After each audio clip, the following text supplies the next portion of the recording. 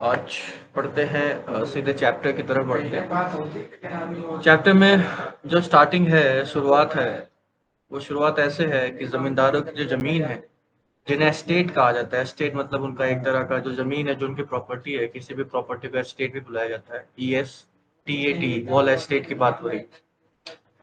तो जो एस्टेट है जमींदारों की, वो ऑक्शन की जा रही है, उसे नीलाम किया जा रहा है। ऐसा क्यों हो रहा था? ऐसा हो रहा था रेवेन्यू सेटलमेंट की वजह से।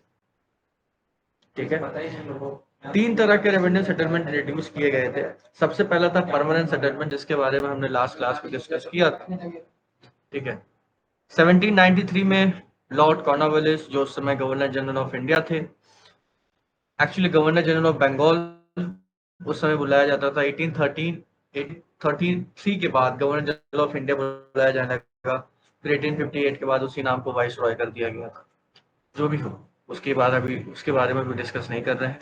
हम डिस्कस कर रहे हैं परमानेंट सेटलमेंट के बारे में, रेवेन्यू के बारे में। टैक्स लेना था लगातार, ईस्ट इंडिया कंपनी को इनकम चाहिए थी, और वो इनकम एक रेगुलर फ्लो ऑफ इनकम होनी चाहिए, क्योंकि अपना एरिया एक्सपैंड करना था, टेरिटोरियल एक्सपेंशन के लिए, ट्रेड एक्सपेंशन के लिए, और ज़्यादा प्रॉफिट बढ़ाने के लिए ज़्यादा से ज़्यादा रेवेन्यू लेना था। तो एक रेगुलर फ्लो ऑफ इनकम चाहिए, क्योंकि इनकम इंटरप्ट नहीं होनी चाहिए बीच में। तो उसके लिए ईस्ट इंडिया कंपनी ने लॉर्ड कॉर्नवालिस के अंदर 1793 में एक सेटलमेंट लाया था, उसे कहा जाता है परमानेंट सेटलमेंट। परमानेंट सेटलमेंट में परमानेंट नाम है, क्यों? क्योंकि उसके रेट्स फिक्स कर दिए गए थे, उसे चेंज नहीं किया जा रहा। फॉरएवर, फॉरएवर मतलब हमेशा के लिए वो फिक्स ही था। ऐसी कोई डेट उसमें थी नहीं कि हम इसको इसने इतने साल के बाद रिवाइज करेंगे, या इतने के सालों में फिर से देखेंगे कि इसमें चेंज करने की जरूरत है कि नहीं। इट वॉज परमानेंट, इसलिए उसका नाम परमानेंट सेटलमेंट रखा गया है। और रेवेन्यू रेट्स बहुत हाई थे। रिकॉर्ड्स बताते हैं कि लगभग आधे से ज्यादा, यानी मोर देन 50% रेट फिक्स किया गया था। ठीक है, जो कंपनी को जाना था। यानी अगर आप एक किसान हैं 1793 के बाद, मान लीजिए 1795 का टाइम है, और आप एक किसान है और ईस्ट इंडिया कंपनी आपके ऊपर रूल कर रही है, तो आपको आपके प्रोडक्शन का लगभग 50% कंपनी को दे देना है। आपने जो उगाया उसका चलो 50% जाएगा, बात समझ में आती है, लेकिन जमींदार भी अपना 10% हिस्सा ले लेगा। ठीक है, 10% लगभग वो जमींदार भी हिस्सा ले लेता था। 90% कंपनी के पास जाता था और 10% जमींदार ले लेता था। तो कंपनी ने एक रेट फिक्स कर दिया था कि हमको इतना चाहिए, इतना रेवेन्यू हमको चाहिए, और इसके बाद जमींदार जो ज्यादा से ज्यादा एक्सट्रैक्ट कर सकता था वो उसके ऊपर है। तो जमींदार हमेशा ज्यादा से ज्यादा एक्सट्रैक्ट लेने की कोशिश करता था, वो उसके ऊपर हुआ करता था। तो वो ज़्यादा से ज़्यादा खींचने की कोशिश करता था एज मच एज पॉसिबल। तो लगभग 60% तक चला जाता था रेवेन्यू, जमींदार का हिस्सा और एशिया कंपनी का हिस्सा मिलाकर। तो हैवी बर्डन ऑफ टैक्स था, बहुत ज़्यादा बर्डन था टैक्स का। ठीक है, तो 10/11, 10/11 किताबों में लिखा हुआ है। 10/11, 10/11 हिस्सा जो है वो कंपनी के पास जाता था, और 1/11 जमींदार के पास जाता था।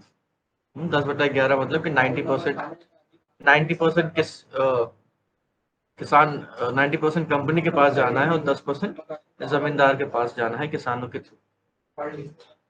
और zamindar use to act as an intermediary, वो बीच का काम करते थे। वो क्या करते थे, पीजेंट से रेवेन्यू कलेक्ट करते थे और उसी रेवेन्यू को वापस दे देते थे ईस्ट इंडिया कंपनी को। और जो उन्होंने ज्यादा कलेक्ट किया है वो अपना कमीशन, अपने शेयर के तौर पे वो अपने पास रख लेते थे।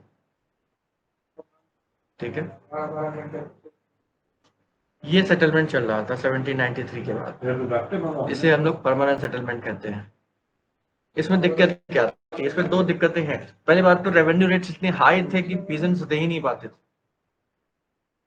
ठीक, तो अगर पीजेंट्स नहीं दे पा रहे हैं, किसान नहीं दे पा रहे हैं, तो जमींदार भी इसने कंपनी को रेवेन्यू पे नहीं कर पाते थे टाइम पर।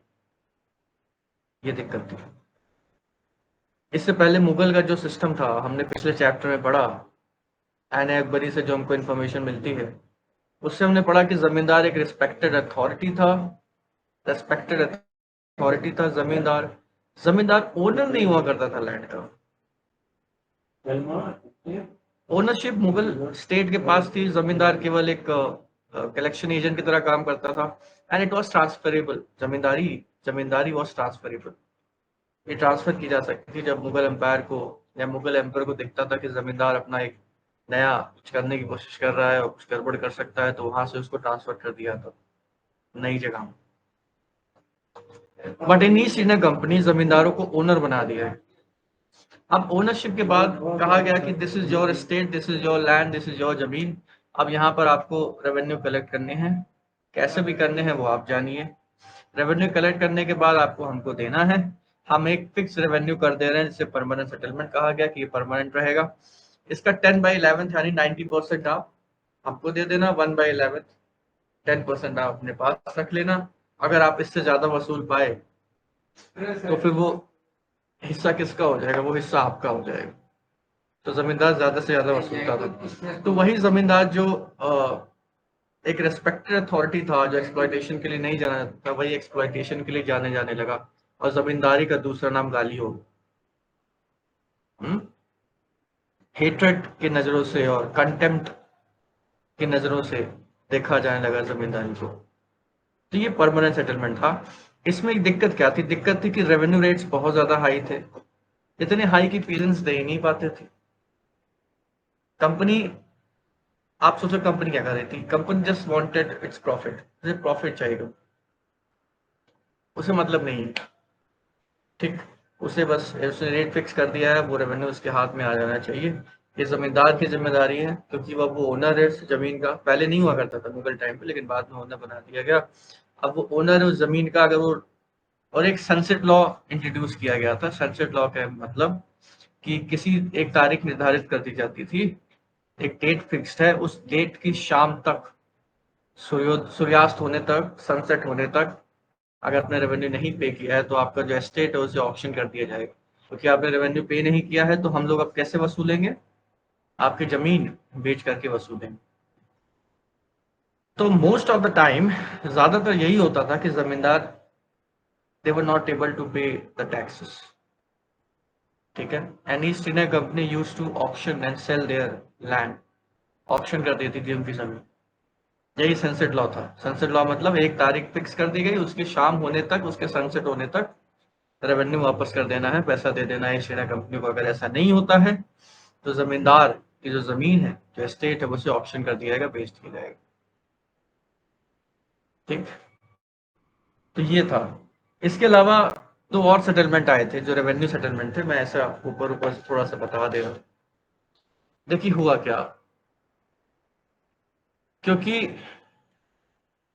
कंपनी ने अपना शेयर फिक्स कर दिया।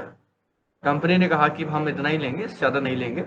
इससे ज्यादा जो भी आप इकट्ठा करोगे जमींदार साहब, वो आपका हो जाएगा, वो आपकी इनकम हो जाएगी, वो आपका कमीशन हो जाएगा, ठीक है। लेकिन टाइम के साथ एग्रीकल्चर प्रोडक्शन बढ़ा, अब उत्पाद ज्यादा होने लगा, प्रोडक्शन ज्यादा होने लगा। कंपनी के साथ दिक्कत आई। दिक्कत ये आई कि जब प्रोडक्शन ज्यादा होने लगा, अब कंपनी को दिख गया कि प्रोडक्शन तो बढ़ गया है, पैदावार ज्यादा हो रही है, लेकिन हमने इसको फिक्स कर दिया है तो हमको ज्यादा मिल नहीं रहा है, क्योंकि हमने जो फिक्स किया है हमको सिर्फ उतना ही मिल रहा है। और जो ज्यादा पैदावार है उसका फायदा कौन उठा रहा है? उसका फायदा जमींदार उठा रहा है। क्योंकि ईस्ट इंडिया कंपनी ने रेट फिक्स कर दिया था, उसको उतना ही मिलना था। अब एग्रीकल्चर प्रोडक्शन बढ़ गया। एग्रीकल्चर प्रोडक्शन बढ़ गया मतलब कि जो इंक्रीज शेयर था उसमें ईस्ट इंडिया कंपनी को हिस्सा मांग ही नहीं सकती, क्योंकि उसने तो फिक्स कर दिया है।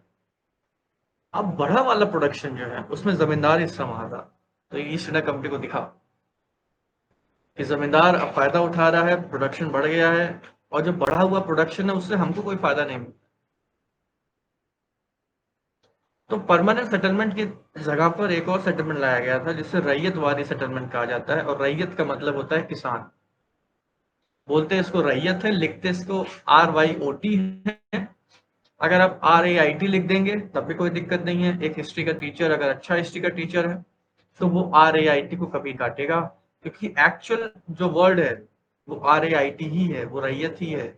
वो जो RYOT रैयत लिखा होता है ना, वो ब्रिटिश प्रोनाउंसिएशन है, क्योंकि अंग्रेज वगैरह प्रोनाउंस कर नहीं पाते थे। तो उसको रैयत को वो लोग पढ़ते थे रॉयट, तो वो RYOT हो गया रॉयट। जैसे कानपुर का खानपुर हो गया, रैयत का रॉयट हो गया, है ना, RYOT। तो वो अंग्रेजों का था, बाकी है वो रैयत। रैयत का मतलब किसान को ही कहा जाता है। तो एग्रीकल्चर प्रोडक्शन बढ़ा, लेकिन ईस्ट इंडिया कंपनी को कोई फायदा नहीं पहुंचा। तो फिर एक नया सेटलमेंट लाया, जिसे रैयत वाले सेटलमेंट कहा गया। अब इसमें जमींदार का रोल खत्म किया गया। अब ईस्ट इंडिया कंपनी डायरेक्ट किससे डील कर रही थी? पीजेंट से। पीजेंट से डायरेक्ट लगा ले रही थी, किसानों से डायरेक्ट लगा ले रही थी रैयत वाली। और परमानेंट में रेट फिक्स था, रैयत वाली में रेट फिक्स नहीं रखा गया। रैयत वाली में कहा गया कि क्योंकि एग्रीकल्चर प्रोडक्शन ऑब्वियसली बढ़ेगा, हर 10 साल के बाद, 20 साल के बाद प्रोडक्शन बढ़ता ही बढ़ता है, तो हम लोग क्या करेंगे, 20 साल 30 साल के बाद इसको रिवाइज कर देंगे। प्रोडक्शन बढ़ेगा तो हम लोग रेट भी बढ़ा देंगे। इसको रैयतवारी कहा गया। जब जमींदार को हटा करके डायरेक्ट किसानों के साथ सेटलमेंट करेंगे ईस्ट इंडिया कंपनी वाले, तब उसको रैयतवारी सेटलमेंट कहा जाता है। इसके अलावा एक महलवाड़ी भी था। महलवाड़ी में पूरे गांव के साथ सेटलमेंट होता है। ठीक है। तो जमींदार अपनी टाइम पर रेवेन्यू दे नहीं पाते थे, लगान भर नहीं पाते थे, इसीलिए उनकी जमीनें ऑक्शन की जा रही थी, बेची जा रही थी। यहां तक लिख लेते हैं, फिर हम लोग ऑक्शन की बात करते हैं।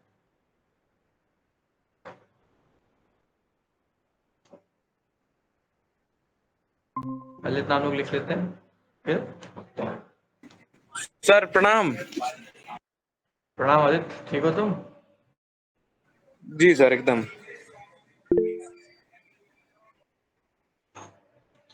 चलो लिख लेते हैं, लिखोगे तो समझ में आ ही जाएगा। जो पढ़ा वो फिर से रिवाइज हो जाएगा तुम।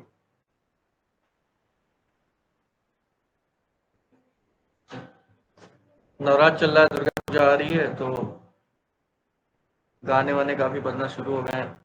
भक्ति माता जी के गाने, माँ दुर्गा के गाने। अयोध्या में आप लोग रह रहे हैं, अयोध्या में नवरात्र के थ्रू भी दुर्गा पूजा चलता है ना, मतलब 9 दिन चलता है। सुल्तानपुर में ऐसा नहीं होता। सुल्तानपुर में, सुल्तानपुर अकेली ऐसी जगह है पूरे भारत में जहां पर नवरात्रि के बाद दुर्गा पूजा शुरू होता है, दशहरे से। दशहरे से शुरू होता है और 4-5 दिन चलता है, और काफी बड़ा दुर्गा पूजा होता है। बहुत मूर्तियां होती हैं, पूरे शहर भर में मूर्तियां होती हैं, भीड़ बहुत होती है ना। और बंगाल के बाद दूसरा सबसे बड़ा दुर्गा पूजा यहीं पर होता है, अगर पूरे भारत की बात करें तो। यहाँ पे लगभग 200 मूर्तियां होती हैं, और पूरे शहर भर में लाखों लोग देखने आते हैं इसे। और जब आखिरी दिन होता है, आखिरी दिन तो वैसे भीड़ हो जाती है। पता नहीं बेटा, वो ट्रेडिशन रहा है हमेशा से। 1960s 1970s से स्टार्ट हुआ है, तब से वो ऐसा ही रहा। यहाँ पर दशहरे से शुरू होता है, जब नवरात्र खत्म हो जाता है तब, और 4-5 दिन चलता है। उसके बाद विसर्जन। दुर्गा पूजा से ज्यादा हंगामे वाला विसर्जन होता है। दुर्गा पूजा तो मतलब शांति से बीत जाता है, विसर्जन में जो हंगामा बचता है, विसर्जन में भीड़ जाती है। तो हर साल का है, मैं तो बचपन से देखता आ रहा हूँ। और अब आप पूछोगे सर इतना अच्छा तो है, आप देखने क्यों नहीं जाते? अब मैं नहीं देखने जाता। मैं इसलिए देखने जाता क्योंकि अब मैं बोर हो चुका हूँ। किसी चीज को आप 15 साल से देखो, बोर नहीं हो जाओगे? मैं 20 साल से वही देख रहा हूँ भैया, मैं और क्या देखूँ? अभी मांगने आए नहीं, अभी आएंगे। मेरे मोहल्ले में मूर्ति लगती है यहाँ पर, है ना, अभी आएंगे, दे दूंगा अच्छा खासा चंदा, औकात अनुसार। अ, जितनी औकात है उतना ही चंदा मिलेगा, उससे थोड़ी मिलेगा। चल लिखते हैं, परमानेंट सेटलमेंट 1793, लॉर्ड कॉर्नवालिस। पहले इसको जान लेते हैं, उसके बाद, क्योंकि इसी से रिलेटेड हमारा जमींदार के ऑक्शन वाला टॉपिक। आज हम लोग जमींदार के ऑक्शन तक पढ़ेंगे, उसके बाद नेक्स्ट क्लास पढ़ेंगे permanent settlement 1793, Lord Cornwallis.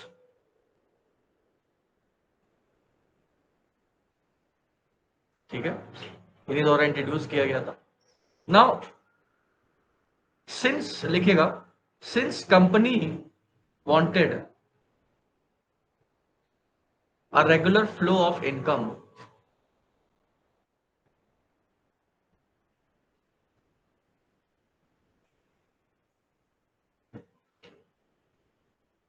the revenue rates were fixed permanently, were fixed permanently,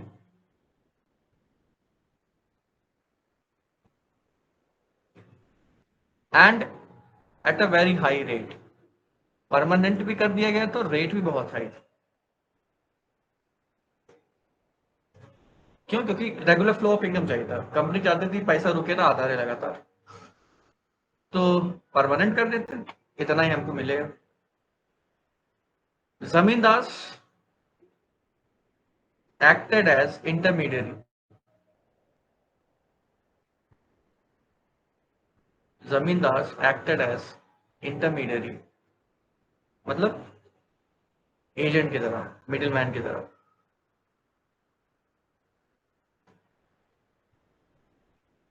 And they were made owners of the land,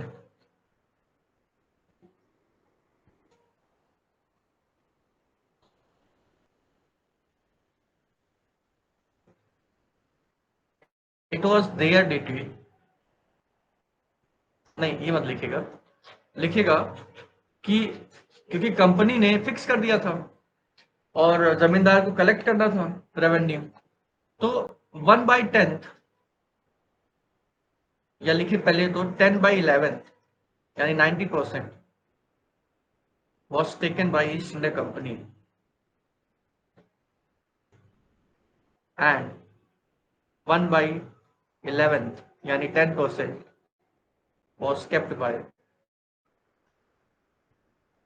जमींदार।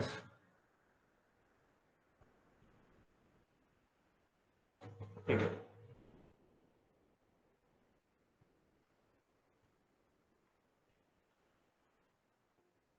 यहाँ पे वांटेड लिख लीजिएगा, मिस हो गया मेरे से। Company wanted a regular flow of income.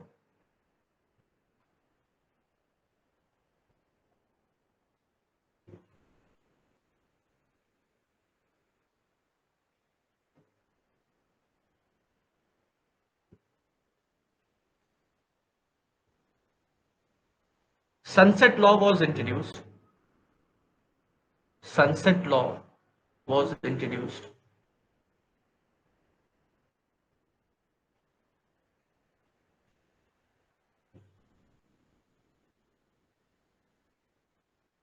And under this law,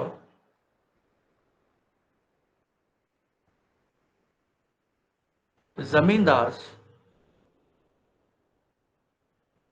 had to pay the revenue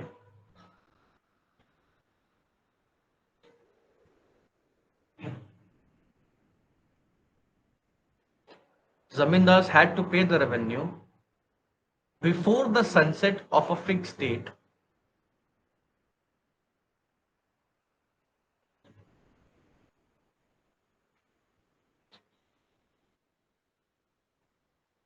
एक डेट फिक्स कर दी, मान लीजिए आज 4 अक्टूबर है, बोल दिया कि 4 अक्टूबर की शाम तक, सूरज ढलने तक आपको लगा दे देना है ना, वही sunset law of a fix date. If zamindar fail to do so, अगर जमींदार ऐसा नहीं कर पाते,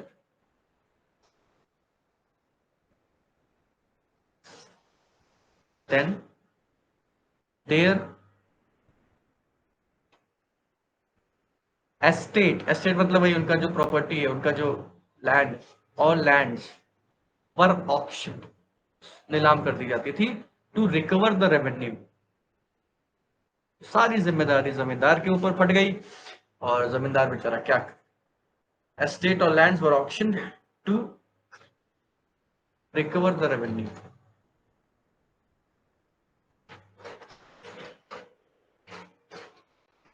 ठीक है, since the rates fixed were very high.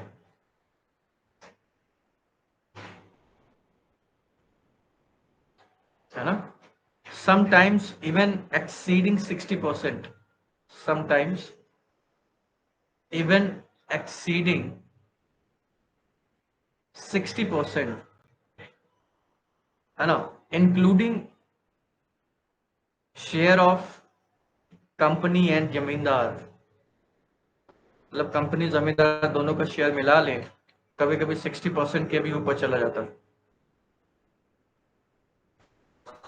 और जमींदार हमेशा ज्यादा करने की कोशिश करता था, जितना ज्यादा वो वसूल लेगा एक्स्ट्रा, कंपनी को तो देना ही देना है 10/11, 90% तो देना ही है, लेकिन जितना कर लोगे उतना ज्यादा जमींदार के पास आ जाएगा, उतना ज्यादा वो कमीशन रख लेगा। Zamindar always wanted, always tried to keep the maximum with them himself. और since the root rates were fixed very high, peasants often failed to pay the revenue. Peasants often failed to pay the revenue.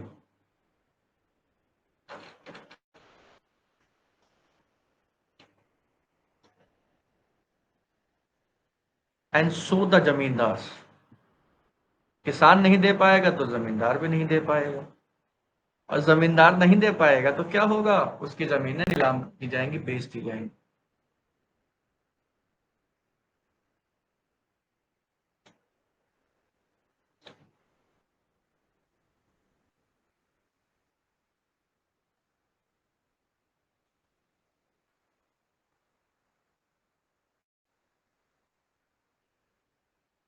ठीक है,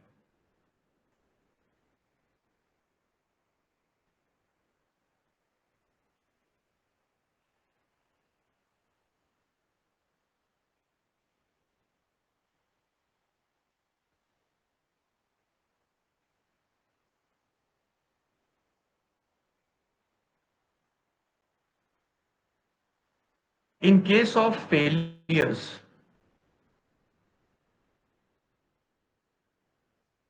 to pay the revenue,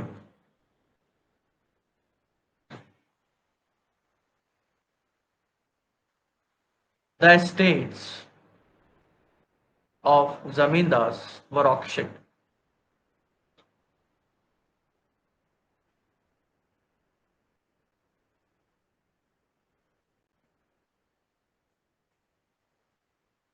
auction कर दी जाती थी, नीलाम कर दी जाती थी।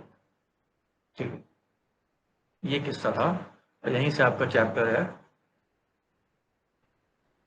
ना?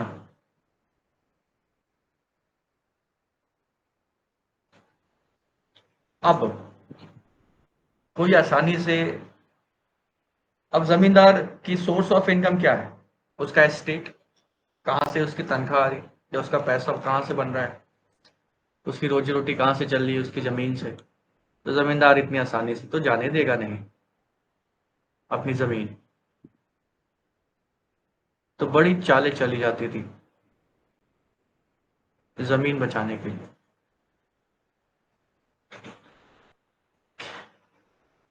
सबसे पहली चाल ये होती थी कि अपने आदमी बैठा दो, ऑक्शन हो रहा है, ठीक है, ऑक्शन होने के बाद चलो मान लो ईस्ट इंडिया कंपनी नीलाम कर रही है, ठीक, मैं हूं, आप चारों लोग मेरे आदमी हैं, ठीक, मेरी जमीन नीलाम हो रही है, मेरा एस्टेट, मेरी लैंड नीलाम हो रहा है, ऑक्शन हो रही है, क्यों? क्योंकि मैं रेवेन्यू पे नहीं कर पाया। मैं क्यों रेवेन्यू पे नहीं कर पाया? क्योंकि रेट्स इतने हाई थे कि जब किसान मुझे नहीं दे पाए तो मैं भी नहीं दे पाया कंपनी को। ठीक, नीलाम हो रही है मेरी जमीन, मैं आप चारों को भेजता हूँ, चारों से कहता हूँ जाओ खरीद के लाओ। तो अगर मुझे वाकई में खरीदनी है तो मैं आप चारों को भेज दूंगा, आप चारों खरीद के ले आओगे, आएगी किसके पास? वापस मेरे पास तो आएगी।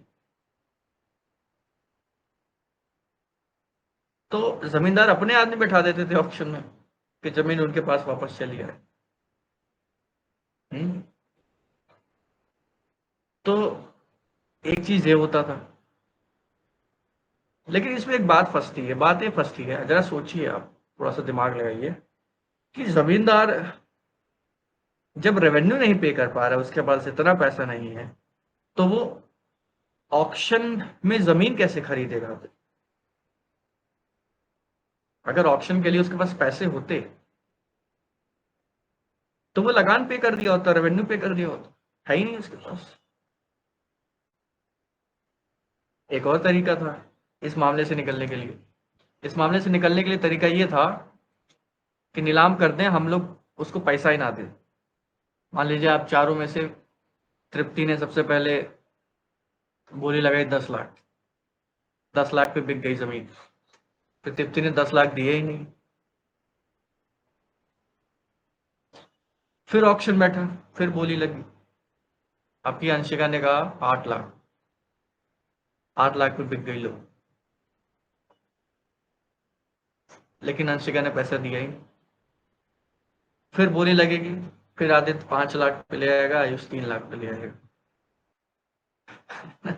तो ऐसे करते करते क्या होगा, प्राइसेस जानबूझकर मैनिपुलेट किए गए, जानबूझकर पेमेंट नहीं की गई ताकि दाम उसके गिरता चला जाए, और जब दाम एकदम गिर गया तब हम जाकर खरीदेंगे। हाँ देखो, मैंने आधे से कम दाम कर दिया इसका, अब जाके मैं खरीद सकता हूँ। जमीन भी वापस मिल गई, दाम भी गिर गया। जालसाजी, पूरा फिक्टिशियस, बेनामी चल रहा था। बेनामी मतलब जमीन खरीद ली किसी और के नाम, जैसे मैं, आप मेरे नाम पे, आप अपने नाम पे जाके खरीदो, लेकिन फायदा तो मेरा हो रहा है। इसी को बेनामी कहते हैं कि मैंने आपके थ्रू, आपके नाम से खरीदवाई। ठीक है। बेनामी मतलब ये नहीं रहता कोई नाम नहीं है उसका। वैसे अगर ट्रांसलेशन देखो, लिटरल मीनिंग देखो, तो बेनाम का मतलब होता है जिसका कोई नाम नहीं है। लेकिन बेनामी का मतलब यहाँ पे होता है कि मैं खरीद रहा हूँ लेकिन किसी और के नाम से। हाँ, वो बेनामी होती है। तो आप लोग भी तो गए मेरी जगह ऑक्शन में नीलाम करवाने और दाम गिरवाने, बार बार मुकर गए, रिफ्यूज कर दिया पेमेंट को। फिर धीरे धीरे उसका दाम गिरता चला गया। अब जब दाम एकदम कम हो गया तब मैं जाके बाई कर लूंगा। ये तरीके अपनाते थे। चलो मान लो ये सक्सेसफुल नहीं हुआ, ठीक है। किसी तरह कोई ना कोई खरीद के ले गया, बेच ले गया, मान लो किसी तरह कंपनी बेच ले गई। ठीक है, बिक गई, कोई बात नहीं। अब कोई ना कोई जो नया उसका ओनर बना, वो जमीन लेने तो आएगा ही वापस, मतलब जमीन पे आएगा ही, उसको कब्जा में लेने के लिए, कब्जे में लेने के लिए, उसकी ओनरशिप लेकर। आने दो, हमारे पास लठायत है, लठायत लाठी लेके खड़े हैं, आओ तुम जमीन लेने। ऐसी ऐसी लाठी मारेंगे कि दोबारा जमीन पे ले भी नहीं पाओगे। कितनी जमीन लेके जाओगे? तो जमींदार अपनी आर्मी का इस्तेमाल, अपने लठायत का इस्तेमाल करता था जब उसके पास कोई जाता था उसकी जमीन हड़पने के लिए। अगर मान लो वो ऑक्शन के थ्रू, ऑक्शन में अपना अ, चाल चलाने में नाकामयाब हो गया किसी तरह से, वो अगर सक्सेसफुल नहीं रहा ऑक्शन के थ्रू, तो फिर फोर्स का इस्तेमाल करता था, by any means, by violence और बाय फिक्टिशियस सेल, या किसी भी तरीके से बस बचाना है। और कोई आता था तो लठा उठा से मरवा उरवा के वापस भेज देता था। ठीक, कि भाग जाओ यहाँ से, मेरी जमीन है, किसी को नहीं देंगे। तो बड़ा मुश्किल था, बड़ा बड़ा मुश्किल था ईस्ट इंडिया कंपनी के लिए। और रिकॉर्ड्स कहते हैं कि 10% जमींदारों की जमीन भी नहीं ले पाया ईस्ट इंडिया कंपनी। मतलब ईस्ट इंडिया कंपनी का अगर सक्सेस रेशियो देखा जाए तो बहुत कम था। ईस्ट इंडिया कंपनी 10% जमीनें भी जमींदार से नहीं ले पाया वापस, क्योंकि इट वॉज वेरी डिफिकल्ट, बहुत ज्यादा मुश्किल था जमींदार से जमीनें वापस लेना। कि जमींदार के कंट्रोल में, जमींदार लोकल लेवल पे काम कर रहा है, उसके पास पॉपुलर सपोर्ट है, उसके पास लोकल सपोर्ट है। पीजेंट्स, किसान जमींदार को भले गाली देते थे, लेकिन उनको पता था जमींदारी हमको लोन वगैरह देता है, हमारी बेटी की शादी होती है तो उसमें खर्चा देता है। ठीक है, हमारी बीवी बीमार पड़ जाती है, उसके कफन के कपड़ा नहीं होता तो कफन के कपड़े के लिए भी मालिक पैसा देता है, जमींदार पैसा देता है। तो माई बाप तो था ही, भले ही एकदम ऑपरेशन हो गया था, लेकिन माई बाप था। तो पीजेंट्स भी सपोर्ट करते थे जमींदार को, तो किसी नए को आने नहीं देते थे। एक इमोशनल बॉन्ड सा बन जाता है गांव वालों के साथ जमींदार का। वेरी वेरी डिफिकल्ट, बहुत मुश्किल था और ईस्ट इंडिया कंपनी छुड़वा भी नहीं पाई। पहले तो ऑक्शन में घपलाबाजी, फिर ऑक्शन से किसी तरह निकल गए, तो वायलेंस, फोर्स, लठैत, लाठी वाले एकदम मार मार भगा देते जो नया खरीदने आता था। और उसके बाद भी जो लोकल सपोर्ट था वो भी मिल जाता था। तो it was very difficult for east India company की जमीन वापस ले पाए, मैक्सिमम जमीन नहीं ले पाई, बहुत कम सक्सेस रेशियो रहा ईस्ट इंडिया कंपनी का। हम्म, तो ऑक्शन का ये मामला था, लेकिन बाद में किसी तरह से जमीनें बेची गई और उसको टेनेंट के हाथ में दे दिया है, मतलब कि अब किराएदार वाली खेती होने लगी। जैसे बटाई खेती होती है ना, कि जमीन किसी और के पास काम कोई और कर रहा है, तो टेनेंसी आ गई थी, किराएदार वाली खेती हो गई थी। तुम किराए पे रह रहे हो, बस ये तुम्हारी जमीन नहीं है, तुम इस पे बस उगा रहे हो, खा रहे हो, मुझे अपना हिस्सा दे रहे हो, और ये तुम्हारी किराए की जमीन। बाद में टेनेंसी वाला सिस्टम आ गया और जमींदार धीरे धीरे खत्म होने लगे और लैंडलॉर्ड्स आने लगे। ऐसे लैंडलॉर्ड्स जो एब्सेंट रहते थे।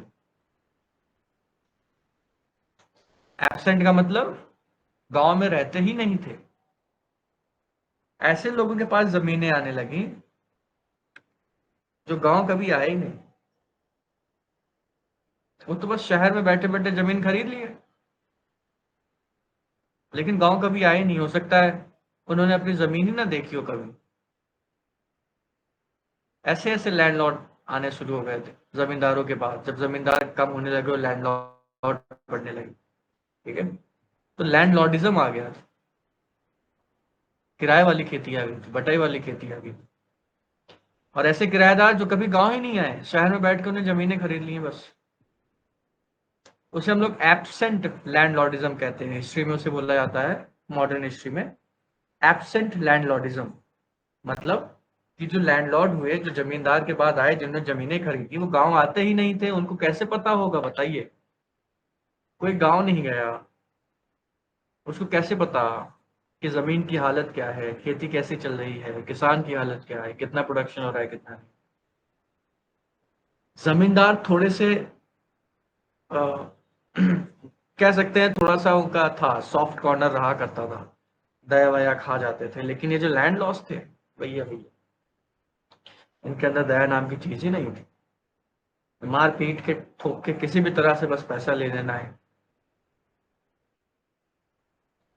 अगर आपने पैसा नहीं दिया, किसानों ने अपना शेयर नहीं दिया, लगान नहीं दिया, तो घर में घुस करके सामान उठा ले जाएंगे।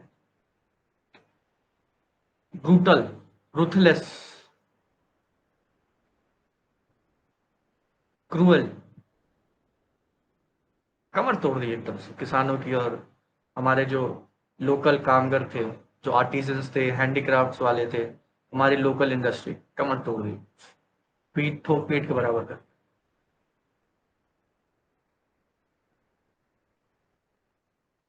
तो यही था आपका पहला टॉपिक, ठीक है, कि कैसे लैंडलॉर्ड्स ने, सॉरी, जमींदारों ने अपना ऑप्शन होने से बचाया। इसको लिख लेते हैं, फिर आगे डिस्कस करते हैं।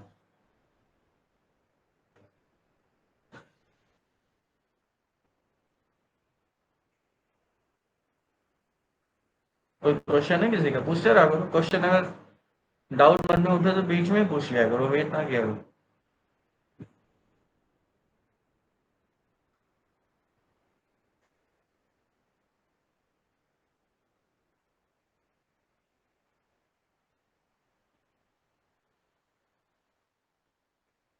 जमींदार and auction.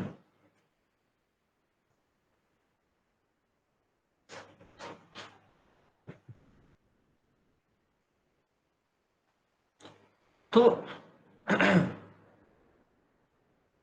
when their lands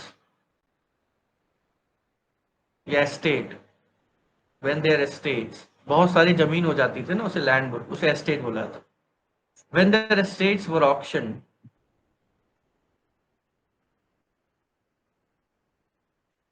they adopted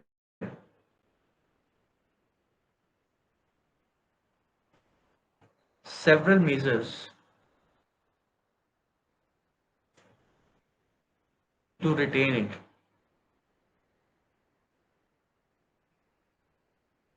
बहुत सारे तरीके अपनाए वापस पाने के लिए, जैसे हम लोगों ने कहा।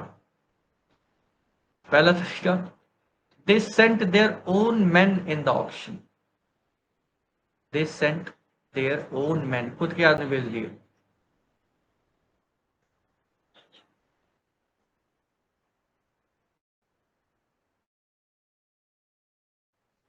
So that, ताकि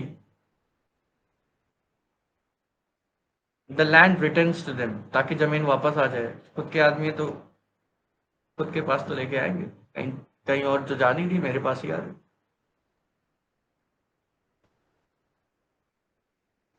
दूसरा, देयर मैन, जमींदारों के आदमी, बिडेड, बिडेड का मतलब बोली लगाते थे, and often refused to make payment, पैसा नहीं देंगे, तो धीरे धीरे फिर मजबूरी में उसको प्राइस लो करके बेचना पड़ता था।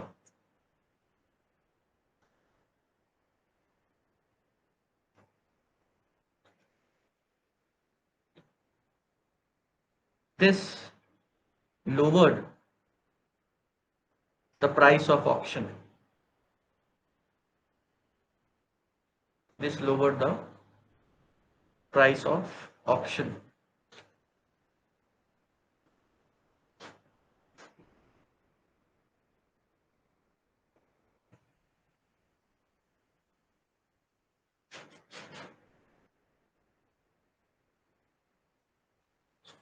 इसके अलावा जो भी कोई उनका लैंड कैप्चर करने आता था, जमीन खरीदने आता था, उसको वो लठैत वगैरह रखे रहते थे, लठैत थे, लाठी से मार मार के भगा देते थे, ऐसा भी होता था।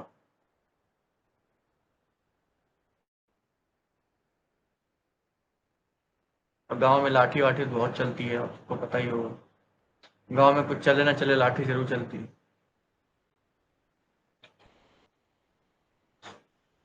They used violence and they had lathats.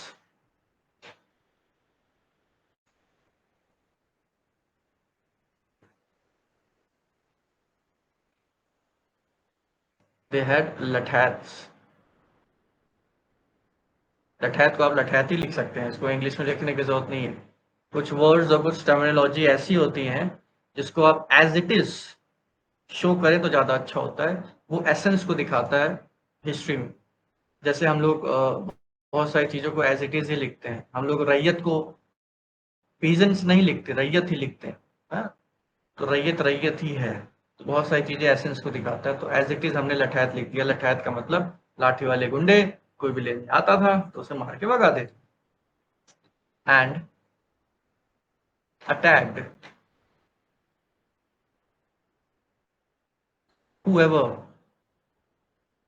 came to overtake, जो भी ओवरटेक करने आया उसको मार के भगा दिया। इसके अलावा peasants were emotionally attached to the zamindars.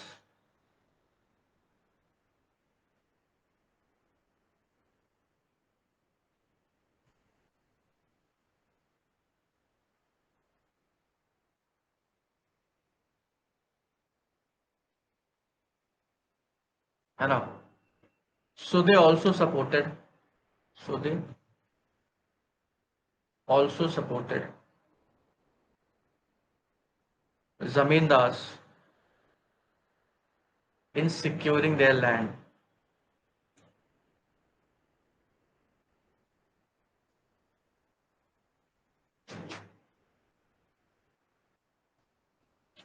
ठीक,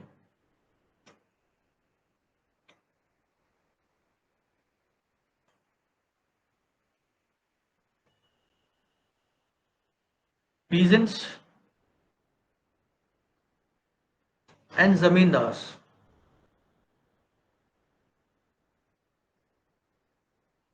both saw a common enemy in British Raj, a common enemy in British Raj, क्योंकि पीजेंट्स भी एक्सप्लॉइटेड है, इतना ज्यादा हाई रेट कर दिया है, लगान देना ही देना है, चाहे ड्राउट आए चाहे कुछ भी हो जाए, कोई सुनवाई नहीं है। जो जुडिशरी है उसमें पैसे बहुत लगते हैं, और जुडिशरी करप्ट भी थी उस टाइम पर काफी। जो लोअर जुडिशरी थी, हायर जुडिशरी भी करप्ट थी। ब्रिटिश टाइम की जुडिशरी करप्ट ही कही जाती है। तो कोई पिटीशन वगैरह डाले तो पहली बात तो पढ़े लिखे नहीं है, पैसे नहीं है, किसी तरह चले भी गए तो इतना करप्शन है, ठीक है। इसके अलावा रेट्स इतने हाई हैं, आपको फ्लड आ जाए, ड्राउट आ जाए, फसल ना भी हो, आपको जो फिक्स किया गया है परमानेंट सेटलमेंट में परमानेंट कर दिया गया है, उतना आपको पे करना ही करना है। तो पीजेंट्स तो भैया गुस्साए थे ही। अब जमींदार को भी दुश्मन नजर आने लगा ईस्ट इंडिया कंपनी में, क्योंकि जमींदार जो पोजीशन एंजॉय करते थे अब वो भी खतरे में आ गई है। पहले कोई नहीं था जमींदार को हटाने वाला, अब जमींदार को हटाने वाला ईस्ट इंडिया कंपनी आ गई है, प्रेशर डाल रही है, कमजोर कर रही है, जमीन छीन ले रही है। और जमीन छीनना एक बहुत बड़ी बेइज्जती है। अगर हम रूरल एरियाज की बात करें, रूरल कॉन्टेक्स्ट की बात करें, तो जमीन होना एक बहुत बड़ी बात होती है, और जमीन चले जाना भी एक बहुत बड़ी बात, उससे भी ज्यादा बड़ी बात होती है। जमीन के लिए तो भाई मारपीट और लड़ाई झगड़ा हो ही जाता है, गोलियां चल जाती हैं जमीन। तो जब जमींदार को लगा मेरी जमीन ली जा रही है, तो एक दुश्मन नजर आने लगा इस चीना कंपनी में। अब पीजेंट्स और जमींदार दोनों एक कॉमन एनिमी को देखने लगे, है ना। और वो कॉमन कॉमन एनिमी कौन था? British Raj. They both saw common enemy in British Raj. अब इस चीज ने दोनों को यूनाइट कर दिया। It became very difficult for E company, became very difficult for the company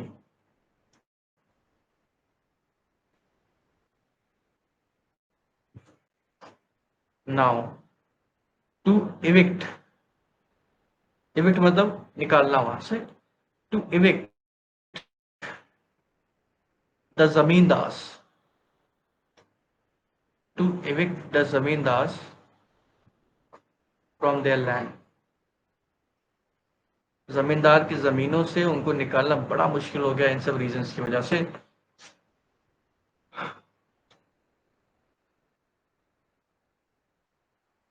वो कहावत है ना, नाको तले चना चबाना, नाको तले के दांतों तले होता है, नहीं दांतों तले चबाई जाता है नाको, है ना। हाँ, इतना मुश्किल हो गया था, नाको तले चना चबवा दिया था इन्होंने, छोड़ नहीं रहे थे एकदम से। साम दाम दंड भेद सब, हाँ, साम भी लगाया, ऑक्शन में जाके दाम भी लगाया, दंड भी लगाया लठैत लगा करके, भेद भी किया, सब कुछ किया, बस छोड़नी नहीं है जमीन।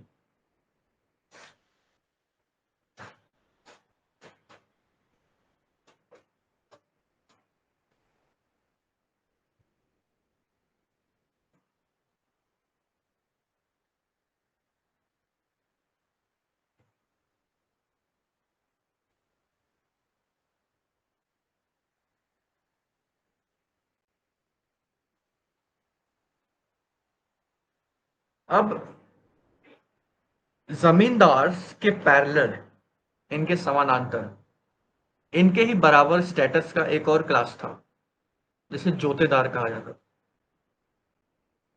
ठीक है, वो जमींदार के बराबर ही पावरफुल होता था, और जमींदार के बराबर ही अमीर होता था।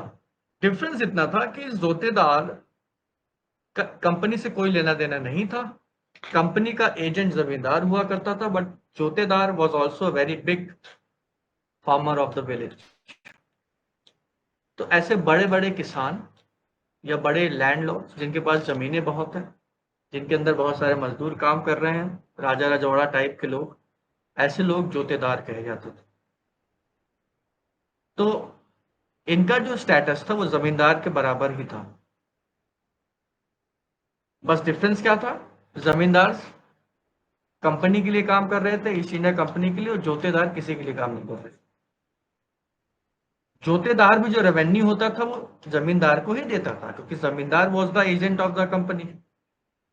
तो जोतेदार भी जमींदार को ही रेवेन्यू देता था और जमींदार जाकर के ईस्ट इंडिया कंपनी को रेवेन्यू देता था। लेकिन जोतेदार खुद बहुत पावरफुल थे, खुद उनके पास बड़ी जमीनें हुआ करती थी, इसीलिए एक कॉन्फ्लिक्ट चलता था जमींदार और जोतेदार के बीच में। जब दो ताकतवर लोग आ जाते हैं एक साथ, तो दोनों में लड़ाइयाँ होना तो जायज़ सी बात है, बहुत ही जाहिर सी बात है। ईगो का क्लैश हो जाता है, इंटरेस्ट का क्लैश हो जाता है। एक कहावत है, एक म्यान में दो तलवारें नहीं रह सकती, तो दो तलवारें नहीं रह पाती थी। जमींदार और जोतेदार के बीच में टेंशन चलती रहती थी हमेशा से। जमींदार गांव से दूर रहते थे, लेकिन जोतेदार उसी गांव के आदमी हुआ करते थे। जमींदार ज्यादातर अर्बन एरियाज में रह रहे हैं, क्योंकि वो कंपनी के एजेंट है, कंपनी के लिए काम कर रहे हैं, तो उनका ज्यादा टाइम शहरों में कंपनी के पास गुजर रहा है।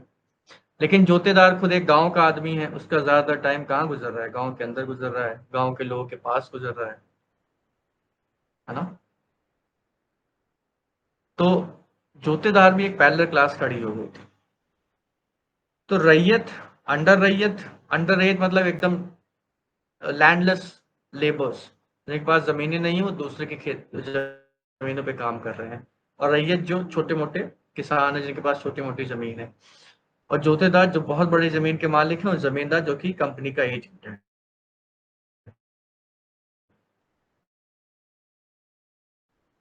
एक आपके बुक में चार्ट दिया हुआ से लोन ले रहा है, रैयत भी जमींदार से अपना लोन लेके काम चला रहा है। अंडर रैयत भी रैयत से ले रहा है और जोतेदार से ले रहा है। जोतेदार फाइनल रेवेन्यू पे करता है जमींदार को, जमींदार फाइनल रेवेन्यू पे करता है ईस्ट इंडिया कंपनी को। ये आपके बुक में एक चार्ट दिया हुआ है, मैं बनाता हूँ, इसको समझिए।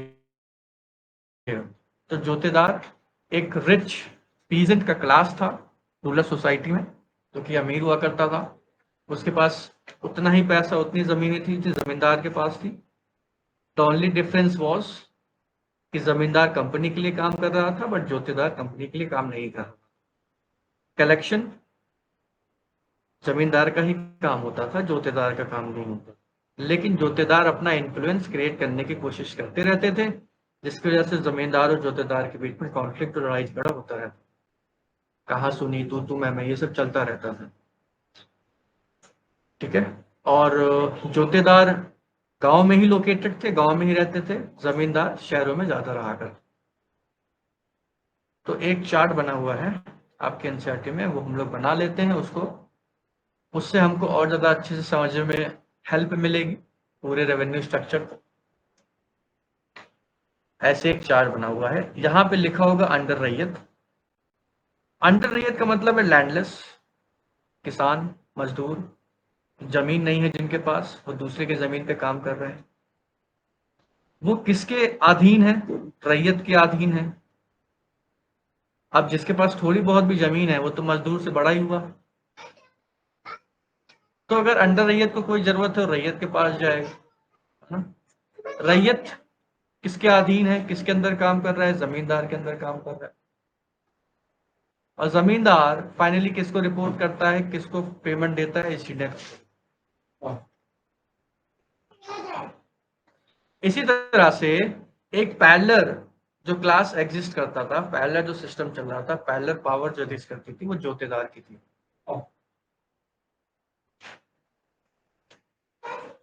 ठीक। तो जोतेदार जमींदार के ही पैरेलल है। देखिए, मैंने इन दोनों को सेम लेवल पर रखा गया है, लेकिन पैसा, रेवेन्यू जोतेदार भी जमींदार को ही देता था, क्योंकि रेवेन्यू एजेंट कौन था? जमींदार था, उसमें जोतेदार का कोई रोल नहीं था। तो ये एक चार्ट दिया हुआ है, इसको वही समझाने के लिए मैंने इसको बनाया। It is given in NCERT also. और जोतेदार क्या है? Class of rich peasants. तो काफी अमीर किसान या बड़ी जमीन वाले किसान होते थे, है ना। Parallel to zamindars. और कॉन्फ्लिक्ट भी होता रहता था, क्योंकि दो बड़ी शक्तियां जब भिड़ती हैं तो कॉन्फ्लिक्ट होता है।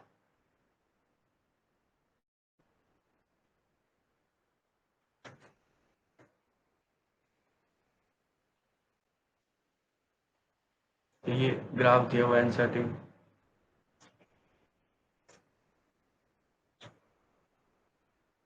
ग्राफ नहीं है, फ्लो चार्ट है। इससे आपको रेवेन्यू सिस्टम गांव का समझ में आ ही रहा होगा, या पूरे इंडिया का उस टाइम का रेवेन्यू सिस्टम 1793 से लेकर के 1813 परमानेंट रेवेन्यू सिस्टम। इसके बाद आ गया था हमारा रैयतवाड़ी। तो अंडर रईयस, रईयस पे डिपेंडेंट है, रईयत जमींदार पे, जमींदार ईस्ट इंडिया कंपनी को अपना रेवेन्यू दे रहा है। और दूसरी क्लास जोतेदार की थी, बहुत सारे रईयत जोतेदार के भी डिपेंडेंट थे, जोतेदार भी जमींदार को रेवेन्यू देता था, क्योंकि जमींदार was the agent of company, और कंपनी को रेवेन्यू सारा जाता था। जमींदार मोस्टली अर्बन एरियाज में रहते थे।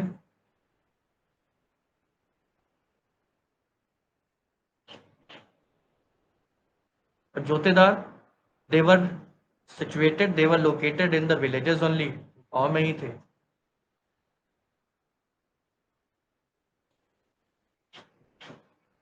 ठीक है, ये था, ये पूरा सिस्टम जमींदारी का चल रहा था। बाकी ऑप्शन में क्या हुआ वो भी हमने देखा।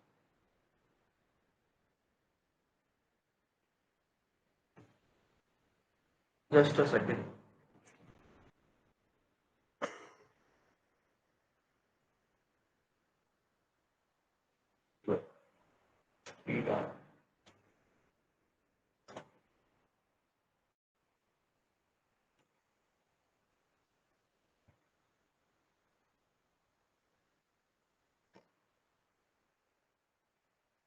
ठीक है,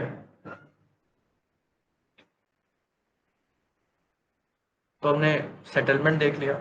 इसके बाद एक रैयत वाली सेटलमेंट लाया गया था, जिसमें जमींदारों का रूल हटा दिया गया, और जमींदारों का रूल हटा करके सीधे पीजेंट्स के साथ, सीधे रैयत के साथ डील किया जाता था रैयतवारी में, है ना। क्योंकि धीरे धीरे जब एग्रीकल्चर प्रोडक्शन बढ़ने लगा, मैंने शुरू में बताया था, फिर से बता दे रहा हूँ, धीरे धीरे जब एग्रीकल्चर प्रोडक्शन बढ़ने लगा, तो जो इंक्रीज प्रोडक्शन था उसका फायदा कंपनी नहीं उठा पाई, क्योंकि company has already fix the date and fix the amount also. Company ने इतना फिक्स करके रख दिया है, अब इससे ज्यादा वो लेगी नहीं। लेकिन प्रोडक्शन बढ़ता जा रहा है, और कंपनी कह रही है प्रोडक्शन तो बढ़ रहा है, लेकिन बढ़े हुए प्रोडक्शन में हमको कोई हिस्सा मिल ही नहीं रहा है, क्योंकि हमने रेट फिक्स कर दिया है। और बढ़े हुए प्रोडक्शन में हिस्सा कौन मार रहा है? जमींदार मार रहा है, क्योंकि कंपनी ने कहा था कि तुम जितना वसूल पा वसूल लेना, हमको अपना दे देना, अपना रख लेना तुम। तो जमींदार ज्यादा वसूलता था, हिस्सा मार रहा था। फिर कंपनी ने रैयतवारी लाया, और ये जो परमानेंट सेटलमेंट आया था बच्चा, ये सबसे पहले बंगाल और बिहार में आया।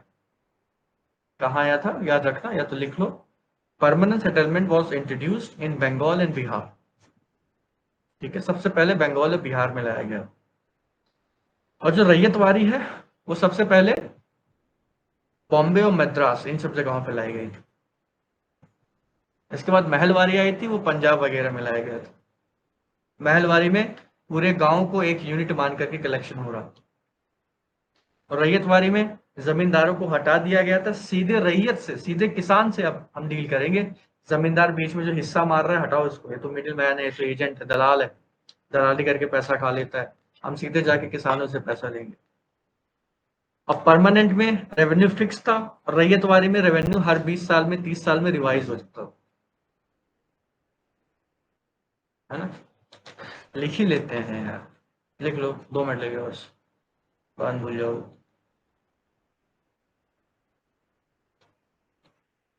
इसके बाद हम सीधे पढ़ेंगे संथाल रिबिलियन। और ऐसा क्या था कि संथालियों ने रिवोल्ट किया, संथाल की कंडीशन क्या थी, पहाड़िया कौन थे, संथाल कौन था, और ट्राइब्स के साथ क्या चल रहा था, why tribes were angry with the British Raj. ऐसी क्या पॉलिसीज थी ब्रिटिश की, अंग्रेजों की ट्राइब्स को गुस्सा दिला दिया था। ये सारी बातें हम अगली क्लास में आराम से डिस्कस करेंगे, और संथाल रिबिलियन पढ़ेंगे। संथाल रिबिलियन हो जाएगा, जमींदार वाला हो जाएगा। उसके बाद इस चैप्टर में आपका एक और टॉपिक बचेगा, वो है डेक्कन रिवोल्ट। डेक्कन रिवोल्ट क्यों हुआ था वो हम लोग एक क्लास में कवर कर लेंगे।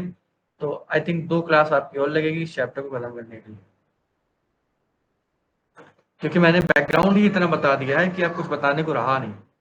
हम लोग 4 क्लास से यही पढ़ा है। तो लिख लो रैयतवाड़ी और महलवाड़ी। परमानेंट सेटलमेंट सबसे पहले बंगाल और बिहार में लाया गया था, ये भी लिख ही लो।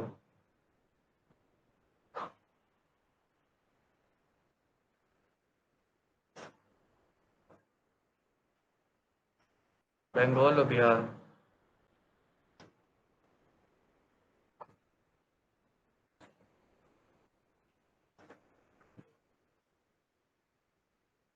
रैयत वारी सेटलमेंट।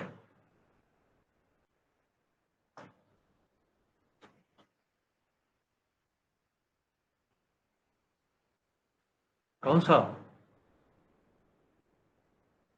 अच्छा हाँ, जमींदार रजिस्ट, यही तो हुआ है, जमींदार रजिस्ट यही तो है। जमींदार ने रजिस्ट किया। रजिस्ट किया कैसे? ऑक्शन में हेरा फेरी करके। ठीक है, ऑक्शन में हेरा फेरी करके, और वायलेंस का इस्तेमाल करके, लठैस का इस्तेमाल करके, और पीजेंट्स का उनको सपोर्ट मिल रहा था, और वो लोग बेनामी सेल करने लग गए थे, है ना, किसी और से अपनी प्रॉपर्टी खरीदवा रहे थे। वही सब जो मैंने बताया, वही सब वही है जमींदारी रजिस्टर। हाँ, फिफ्थ रिपोर्ट क्या था? फिफ्थ रिपोर्ट में मैंने आपको स्टार्टिंग में बताया था, अगर आपको याद हो, कोई बात नहीं, फिर से लिखवा दूंगा। फिफ्थ रिपोर्ट मैं लिखवा दूंगा। फिफ्थ रिपोर्ट में यही था बच्चा, कि जब शुरू शुरू मैंने बताया था ना, मैं कल ही नहीं, पिछली क्लास में बता रहा था, जहां तक मुझे याद आ रहा है, कि ईस्ट इंडिया कंपनी के ऑफिशियल्स कितना करप्शन कर रहे थे,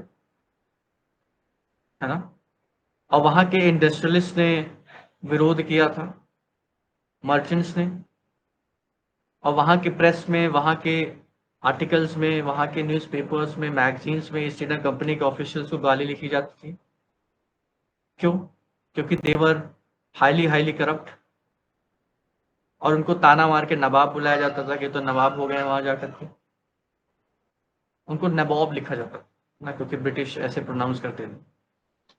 तो हाईली करप्ट हो गए थे, नवाब बुलाया जाता था, और पूरी पोल पट्टी खोल दी गई थी, सारा सच्चाई, और न्यूज़पेपर्स में ये छप गया। फिफ्थ रिपोर्ट में यही आया था कि कैसे ये लोग करप्शन कर रहे हैं, ईस्ट इंडिया कंपनी के ऑफिशियल्स, और कैसे यहाँ के पीजेंट्स को एक्सप्लॉइट कर रहे हैं।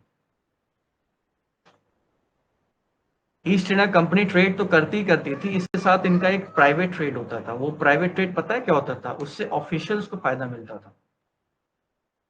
वो लोग राजा रजवाड़ों से और जमींदारों से गिफ्ट लेते थे, ढेर सारा पैसा। इन शॉर्ट कह दें तो घूस लेते, और परेशान तो करते ही करते थे। और इनकी इनकम बहुत ज्यादा बढ़ गई थी। जितने भी ईस्ट इंडिया कंपनी वाले भारत आए, और भारत जाकर के जब ये वापस गए, तो वहां पे लोगों ने देखा, भैया ये तो अरबपति हो के खरबपति, खरबपति तो नहीं कहूंगा, लेकिन हाँ, लखपति करोड़पति बन के आ रहा है, ये तो करोड़पति हो गया। रॉबर्ट क्लाइव, जिन्होंने 1757 के रिवोल्ट में, सॉरी रिवोल्ट कह रहा हूँ, वॉर में अ, हिस्सा लिया था, और सिराजुद्दौला को हराया था, मीर जाफर को अपनी तरफ करके, रॉबर्ट क्लाइव, उनकी इनकम कई गुना बढ़ गई थी। क्यों? क्योंकि सब यहीं से घसीट के ले जा रहे थे, सब यहीं से फायदा उठा करके ले जा रहे थे। ये सब फिफ्थ रिपोर्ट में लिखा गया था, और ये सब पार्लियामेंट में रखा गया। तब वहां की पार्लियामेंट और लोगों को पता चला कि कैसे ईस्ट इंडिया कंपनी यहाँ पर आकर के फायदा उठा रही है, करप्शन कर रही है, घूस ले रही है, गिफ्ट ले रही है, पीजेंट्स को एक्सप्लॉइट कर रही है। उसके बाद ईस्ट इंडिया कंपनी को रेगुलेट करने की बात आई, कि अब ईस्ट इंडिया कंपनी को हमको रेगुलेट करना है। उसके बाद इनकी मोनोपोली खत्म की गई। याद करिए, ये सब हमने डिस्कस किया था पिछली क्लास में, बट डोंट वरी, हम लोग फिर से लिख लेंगे। वही था फिफ्थ रिपोर्ट में, और जमींदार रजिस्टर में वही था। कुछ मैंने ऐसा नहीं बताया, लिख लेंगे, डोंट वरी बच्चा। तो रैयत वाली सेटलमेंट इंट्रोड्यूस किया गया था बॉम्बे मद्रास।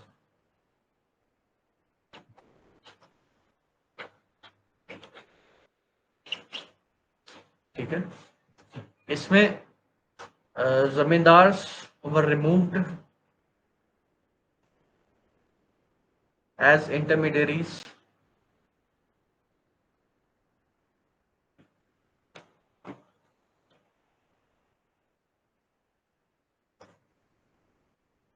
है ना, और the revenue was settled directly with the रैयत या peasants. The revenue was settled directly with the रैयत या पीजेंट्स,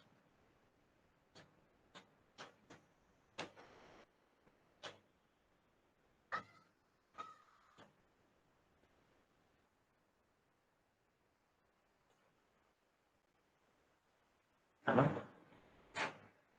एंड परमानेंट पे रेट फिक्स कर देंगे, अब रिवाइज नहीं होना है. Under this, after every 20 to 30 years, the revenue rates were revised. After every 20 to 30 years, हर 20-30 साल में रेवेन्यू रेट्स रिवाइज किया जाएगा.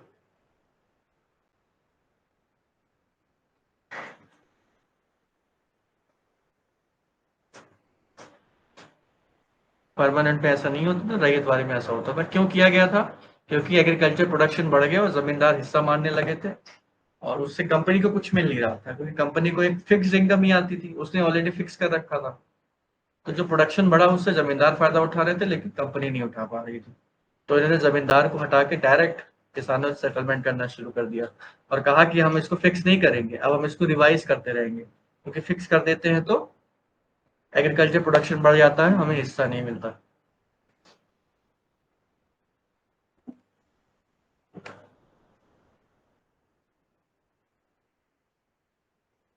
फिफ्थ रिपोर्ट में कंपनी ऑफिशियल से करप्शन के बारे में लिखा है कि कैसे वो एक्सप्लॉइट कर रहे हैं, कैसे करप्शन कर रहे हैं, कैसे गिफ्ट्स लेते हैं, और कैसे उनकी पर्सनल जो प्रॉपर्टी है, पर्सनल एसेट्स हैं, वो कितनी जल्दी इंक्रीज हो गए हैं, कई गुना बढ़ गए. क्लाइव तो इतना अमीर होकर गया था भारत से. प्लासी के बाद बंगाल को लूट लिया और लूट के बांट लिया. रेवेन्यू इतना हाई, इतना करप्शन, सब अपनी जेबें गर्म कर रहे थे यहाँ बैठ कर.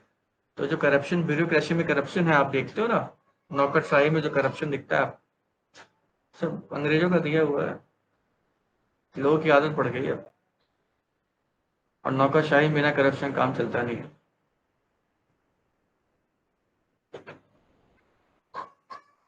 IAS IPS जितने बड़े अधिकारी हैं उतना ज्यादा करप्शन.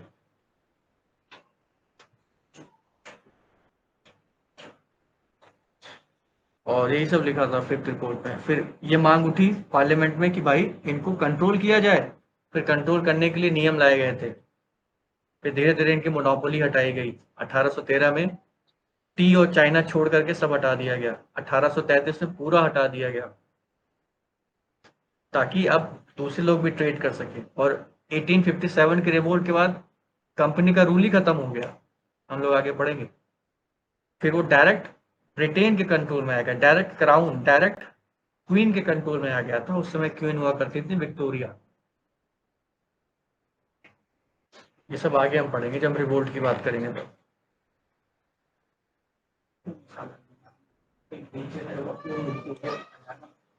ठीक है, चलो आज के लिए इतना ही.